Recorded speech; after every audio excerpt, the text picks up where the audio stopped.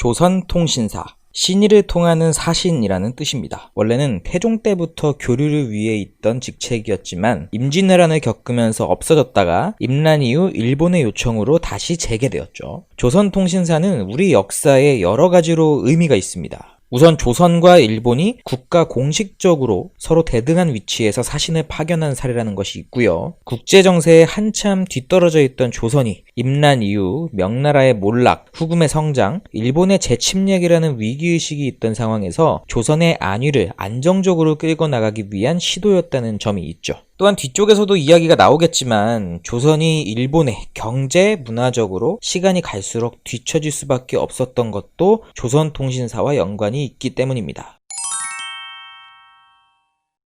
사신이라고 해서 삼국지나 대하드라마에 나오는 사신을 생각하신다면 안됩니다. 그 규모가 정말 어마어마했어요. 무려 300에서 500명의 사신단이 파견되었고 한양에서 일본의 에도까지 왕복 4000km 가고 오는 데만 6개월에서 1년이 걸렸다고 하니까 단순한 사신이 아니라 거의 퍼레이드 수준이었을 겁니다. 조선통신사가 일본의 한류였다는 얘기가 있다고 해요. 300에서 500명에 달하는 대규모 퍼레이드 사절단이라는 것만으로도 충분히 볼거리가 되는 풍경이라고 생각이 들기는 하네요. 거기다 일본 쇼군이 바뀔 때마다 한 번씩 파견되었으니까 평생에 한 번 볼까 말까 하는 모습이었을 겁니다. 그런데 이것 말고도 조선통신사 사절단이 일본인의 환영을 받았던 이유가 더 있다고 하는데요. 바로 마상제와 시문이었습니다. 마상제란 말 위에서 여러가지 고개를 펼치는 예술인데요. 사절단에 마상제를 펼치는 소동들이 꼭 따라갔다고 합니다. 일본 사람들은 이것을 보는 것을 크게 명예로운 일로 여겼다고 하는군요. 지금 봐도 흥미로운 마상제인데 TV도 없고 인터넷도 없는 옛날에는 또 어땠겠습니까? 그리고 또 조선 사람들이 쓰는 시문을 일본 사람들은 마치 부적처럼 여겼다고 합니다. 왜인지는 모르겠습니다. 작품성이 뛰어났나? 글씨가 예뻤나? 아무튼 이 시문을 받기 위한 사인 요청이 그렇게 쇄도했다고 하네요. 그렇다면 조선통신사는 무려 6개월에서 1년이라는 시간 동안 일본 여러 곳을 다니면서 무엇을 봤을까요? 단순히 국왕의 칙서 전달을 위해 1년이라는 시간을 허비하진 않았을 겁니다. 선진 문화를 전파하는 것도 좋지만 그에 못지않게 우리가 모르는 일본의 발전된 문화를 접하고 필요한 것은 받아들이는 것이 중요하겠죠. 운 좋게 문익점의 모카시처럼 백성들의 삶을 바꿀 수 있는 무언가를 가져오게 될 수도 있고요.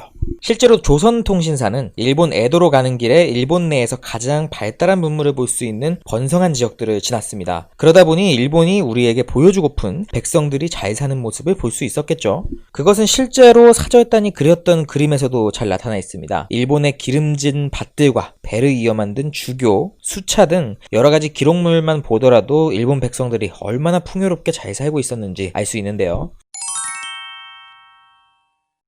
그 중에서도 가장 주목할 만한 일본의 선진 기술은 바로 출판 기술이었습니다. 이 출판 기술이라는 것이 왜 중요하냐면 좋은 책을 쓸 수 있는 학자가 아무리 많더라도 그것이 널리 퍼지지 않으면 지식의 전파에는 한계가 있는데 출판 기술이 발달하면 책이 마구마구 쏟아져 나오니까 지식이 널리 퍼질 수 있는 것이거든요. 이익조 교수님의 말씀처럼 출판 속도는 곧 지식의 전파 속도와 같은 셈이죠. 그런데 이게 단순히 일본의 선진 기술이다 하고 넘기기에는 많이 아쉬운 것이 사실 일본은 우리보다 뒤처진 기술을 가지고 있었다는 거예요. 우리나라가 활자 기술이 굉장히 뛰어나다는 것은 잘 알고 계시죠? 세계에서 제일 오래된 금속 활자로 인쇄된 책을 우리나라에서 만들었잖아요. 직지심체요절. 일본은 이렇게 발전한 우리의 금속 활자를 수입해서 인쇄 문화를 발전시켰던 것입니다. 이게 어느 정도 수준이었냐면 류성룡이 쓴 징비록이라는 책이 일본에서는 거의 학습지 수준으로 출판이 돼서 곳곳에 퍼져 있었을 뿐 아니라 조선통신사절단이 에도를 가는 길에 일본 국민들한테 해줬던 이야기가 돌아오는 길에 책으로 나와서 사람들이 보고 있을 정도였다고 해요.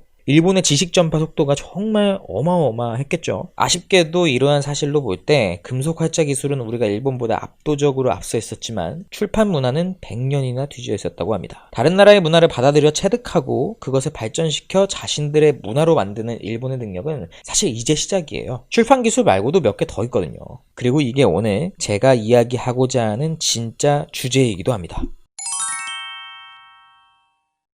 대표적인 또 하나의 사례가 바로 도자기 기술입니다. 일본은 임진왜란 때 조선의 도공들을 포로로 끌고 갑니다. 그리고 그들에게서 도자기 기술을 배웠죠. 일본은 거기서 그치지 않고 그 기술을 자기들식으로 발전시켜 나갑니다. 그러면서 청화백자에 채색하는 기술이 발전하게 되는데요. 그게 유럽에서 엄청난 인기를 끌게 됩니다. 그동안 조선의 도자기는 어땠냐고요? 일본의 도자기가 세계적인 명품이 되는 순간에도 조선의 도자기는 세계에 소개조차 되지 못하죠. 일본보다 훨씬 앞서 있던 도자기 기술이 이렇게 아류 같은 느낌으로 전복되어 버린 겁니다. 일본의 이런 기술은 정말 타고났다고 할 정도로 대단해요. 임진왜란 전에도 있었죠. 조선과 일본 모두 똑같이 외국으로부터 조총을 얻었는데 조선은 그냥 창고에 박아두었고 일본은 그것을 분해하고 발전시켜서 대량 생산에 성공해서 임진왜란의 필승 무기가 되었잖아요. 출판 기술과 도자기 기술 모두 우리나라로부터 체득하여 발전시킨 것인데 일본은 우리나라 외에도 선진 문물을 받아들일 통로가 굉장히 다양했습니다. 외국과의 교역이 매우 활발했기 때문인데요. 일본이 섬나라라서 그런지는 모르겠으나 우리나라보다 무려 240년 앞선 개항을 통해 외국 문물을 받아들였습니다. 비록 제한이 많았던 격리된 개항장이긴 했지만 나가사키항에 대지마 상관이라는 인공섬을 건설하면서 적극적으로 외국의 문물을 받아들였습니다. 이때 일본은 네덜란드랑 독점 무역을 시행했는데요. 이때부터 네덜란드로부터 전래된 여러 서양의 지식과 문물들을 본격적으로 연구하기 시작합니다. 그것이 바로 난학이죠. 난학의 주요 연구 분야로는 의학, 천문학, 측량술, 호술 등 자연과학은 물론 기술 분야까지 다양했습니다. 그 중에서도 가장 대표적인 것이 바로 의학인데요. 일본의 의술은 지금도 세계적으로 알아준다는 사실 아시나요? 물론 2차 세계대전에서의 생체 실험도 영향이 있겠으나 확실한 건 우리나라보다 일찍이 일본의 의술은 발전된 수준이었다는 겁니다. 난학을 연구한 일본의 의사가 네덜란드어를 직접 배워서 번역해 만들었다는 해체 신서.